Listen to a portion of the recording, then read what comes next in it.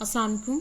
आज सीक्वेंस के हम जो टाइप पढ़ेंगे वो है हार्मोनिक सीक्वेंस। ठीक है, हार्मोनिक सीक्वेंस आपके पास बेसिकली कैसी सीक्वेंस होती है जिसकी टर्म्स का जब आप रेसिप्रोकल लो तो वो आपके पास क्या बनाती हैं, अर्थमेटिक सीक्वेंस।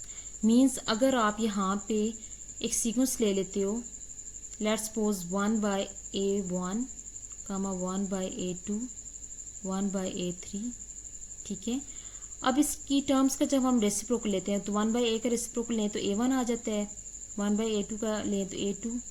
तो आपके पास ये जो सीक्वेंस है ये आपके पास हार्मोनिक सीक्वेंस तब होगी जब आपके पास इसकी टर्म्स का रेसिप्रोकल क्या बना देते, अर्थमेटिक सीक्वेंस बना रहा हो, तब आप इसे क्या बोलते हो, हार्मोनिक सीक्वेंस बोलते हैं। ठीक है, तो आपके पास इसकी जो प्रॉपर्टीज़ हैं ज़्यादातर सिमिलर हैं मींस अर्थमेटिक सीक्वेंस से। जैसे हम उसके nth टर्म फाइंड करते थे उसकी इक्वल है आपके पास A1 plus n-1 into D. तो इसी तरह आपके पास जब आप इसका रेसिप्रोकल लेते हो तो वो किसकी अर्थमेटिक सीक्वेंस बन जाती है, हार्मोनिक सीक्वेंस की। आगे इसके 2 की पॉइंट्स हैं, ठीक है, जिससे हम डिस्कस करते हैं हार्मोनिक सीक्वेंस की। फर्स्ट की पॉइंट है आपके पास, अच्छा इसका जो पॉइंट्स हैं उसको डिस्कस करने से पहले हमने हार्मोनिक मीन को डिस्कस नहीं किया, जैसे हमने अर्थमेटिक मीन और ज्योमेट्रिक मीन को डिस्कस किया है पिछली वीडियो में। तो हम इसको कर लेते हैं। वैसे तो इसका फार्मूला आपके पास इसकी इक्वल है, लेकिन ये कैसे आता है, अगर आप 2 नंबर्स ले लें, ठीक है, A और B पॉजिटिव नंबर। अब इसके दरम्यान में आप एक नंबर लेते हैं H। आप कहते हैं कि ये जो 3 नंबर्स हैं ये आपके पास हार्मोनिक सीक्वेंस बना रहे हैं। ठीक है, जब ये हार्मोनिक सीक्वेंस बनाते हैं तो इट मीन्स ये यहाँ पे H जो है वो आपके पास हार्मोनिक मीन है। लेकिन इसकी वैल्यू हम कैसे फाइंड करेंगे कि आपको पता है कि अगर ये हार्मोनिक सीक्वेंस बनाते हैं तो इसका जो रेसिप्रोकल होगा वो आपके पास मस्ट बी अर्थमेटिक सीक्वेंस होना चाहिए। ठीक है, जब अर्थमेटिक सीक्वेंस हम लेते हैं यहाँ पे, ठीक है, इसका रेसिप्रोकल लेने के बाद अब यहाँ से हम आगे फर्दर हार्मोनिक मीन फाइंड कर सकते हैं। हार्मोनिक मीन कैसे कर सकते हैं कि आपके पास अर्थमेटिक सीक्वेंस की टर्म्स हैं। ठीक है, तो हम इसका डिफरेंस लेंगे, means 1/H minus 1/A and 1/B minus 1/H। तो यहाँ से जब हम इसको सॉल्व करेंगे फॉर H तो आपके पास आंसर क्या आ जाएगा, 2AB/A+B। ठीक है, तो ये आपके पास हार्मोनिक मीन आ जाएगा फॉर दिस हार्मोनिक सीक्वेंस।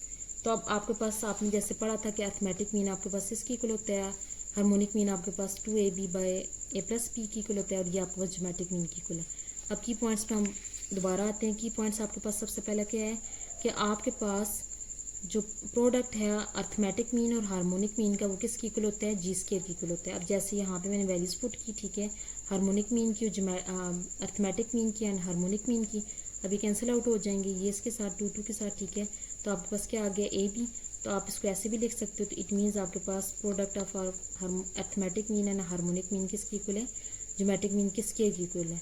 तो ये क्या इम्प्लाइज करते हैं कि आपके पास arithmetic mean, geometric mean and harmonic mean आपके पास क्या है, इन ज्योमेट्रिक प्रोग्रेशन और ज्योमेट्रिक सीक्वेंस बनाते हैं। ठीक है, लास्ट पॉइंट ये है कि मीन सेकंड पॉइंट ये है कि अर्थमेटिक मीन ग्रेटर होता है ज्योमेट्रिक मीन से और ज्योमेट्रिक मीन ग्रेटर होता है हार्मोनिक मीन से।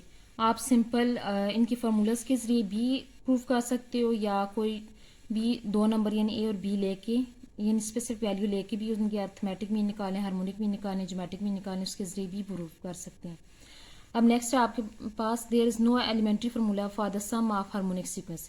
मीन्स जैसे आपने अर्थमेटिक सीक्वेंस के लिए यानी अर्थमेटिक सीरीज़ की सम के लिए आपने फार्मूला प्रॉपरली लिखा था, ठीक है, और इस तरह ज्योमेट्रिक सीरीज़ की सम के लिए भी आपने फाइनाइट और इनफाइनाइट दोनों केसेस के लिए किया था। तो इस तरह हार्मोनिक सीक्वेंस के लिए आपके पास इसके समेशन के लिए कोई एलिमेंट्री फार्मूला एग्जिस्ट नहीं करता। वन थिंग मोर कि जो आपने अर्थमेटिक सीक्वेंस सीरीज़ का सम का फार्मूला लिखा था वो आपके पास nth टर्म्स के लिए था, जबकि उसके जो इनफाइनाइट अर्थमेटिक अगर सीक्वेंस सीरीज़ ले लें तो उसका आपके पास समेशन एग्जिस्ट नहीं करता, क्योंकि एन जब इन्फिनिटी को अप्रोच करता है तो उसका सम भी इन्फिनिटी को अप्रोच कर जाता है। तो यही था आपका हार्मोनिक सीक्वेंस के बारे में सारा कुछ, यानी इसकी nth टर्म हार्मोनिक मीन, और आपके पास कोई भी एलिमेंट्री फार्मूला नहीं है सम